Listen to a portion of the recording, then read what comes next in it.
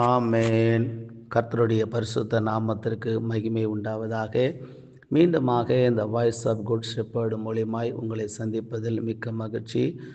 இங்கே நாம் 2 தீமோத்தேயின் புஸ்தகம் 3வது அதிகாரத்தில் முதல் 5 வசனத்தை நாம் தியானித்து கொண்டிருக்கிறோம். அதிலே 14வதாக ஒரு குணம் அந்த 3வது வசனத்தில் கடைசியில் சொல்லப்பட்டிருக்கிறது, நல்லோரை பகைக்கிறவர்களாக இருப்பார்கள் என்று சொல்லி. பிரியமானவர்களே, நீ கடந்த நாட்களில், அதாவது பழைய காலங்களெல்லாம் நீங்கள் பார்த்தீங்கன்னா நல்லவங்களை ஆதரிப்பாங்க, கனம் பண்ணுவாங்க, எல்லாம் செய்வாங்க. ஆனால் இன்றைக்கி இருக்கிற நிலைமை என்ன தெரியுமா? நல்லவங்களை பகைக்கிற கூட்டங்கள் பெருகி கொண்டு இருக்கிறது. உதாரணத்துக்கு சோத்திரம், தாவீதையும் சவுலையும் குறித்து நம்ம பார்க்கும்போது, தாவீது கோலியாத்தை வீழ்த்துகிறாரு. சோத்திரம், சவுலுக்கு சோத்திரம் துணையாக இருந்து போகிற இடத்தெல்லாம் யுத்தம் பண்ணி சவுலுக்கு நல்ல பேரை வாங்கி கொடுக்குறாரு. நல்ல மனுஷனாக இருக்கிறாரு. ஆனால் அப்படிப்பட்ட நல்ல மனுஷனாக இருந்த தாவீதுக்கு விரோதமாக சவுல் எத்தனை யுத்தங்கள் பண்ண ஆரம்பித்தார் தெரியுமா? எத்தனை முறை அவரை கொல்ல நினைச்சாரு. ஆனாலும் ஆண்டவர் சோத்திரம் அந்த தாவீதை அற்புதமாய் காப்பாற்றினார். ஏன், தாவீதோட பிள்ளை அப்சலோம் தன்னுடைய தகப்பனாருக்கு விரோதமாக எழும்பினார்.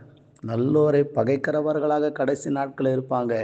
ஆனால் ஸ்தோத்திரம், தாவீது எந்த தீமையும் யாருக்கும் தன் மகனுக்கும் செய்யவில்லை, ராஜாவாகிய சவுலுக்கும் செய்யவில்லை, யாருக்கும் தீமை செய்யலை. நல்லதையே அவர் செய்து கொண்டு போனார். அதனால் அவர் என்றைக்கும் ஆசீர்வாதமாக இருந்தார்.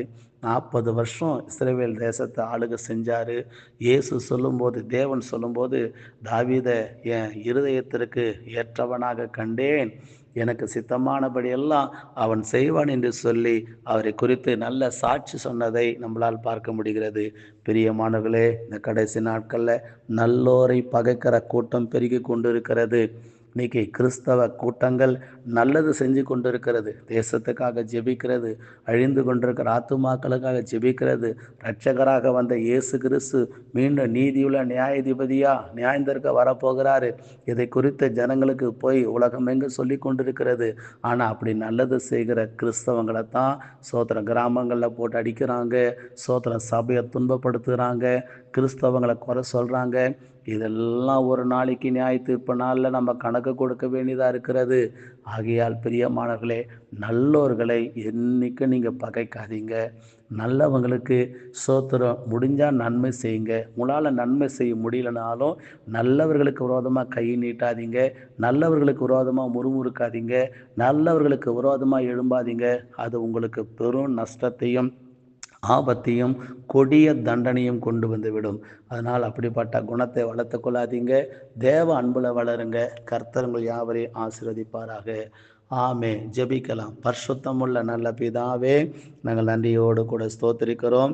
இந்த கடைசி நாட்களில் ஏசப்பா ஸ்தோத்திர, நல்லோரை பகைக்கிறவர்களாக காணப்படுவார்கள் என்று சொல்லப்பட்டிருக்க ராஜா. அப்படிப்பட்ட கொடிய குணம் ஜனங்களுக்குள் வராமல் இருக்க கர்த்தர் தாமே உதவி செய்யும்படி கூட ஸ்தோத்திரிக்கிறேன். ஆசீர்வதி, காத்துக்கொள்ளும். நீங்கள் நல்லவரை பகைச்சிங்கன்னா 2 விஷயம் நடக்கும். ஒன்று, ஆண்டவர் உங்களை ரட்சித்து தேவ பிள்ளையாக மாற்றிடுவார். அப்படி இல்லைன்னா நல்லவரை பகைக்கிற நீங்கள் ஒரு நாளைக்கு பெரும் தண்டனைக்கால் ஆகிடுவீங்க. உங்களை நீங்களே நிதானித்து அறிந்து நல்லது செய்யுங்க. ஆமேன். God bless you. கர்த்தர் உங்களை யாவரையும் ஆசீர்வதிப்பாராக. ஆமேன்.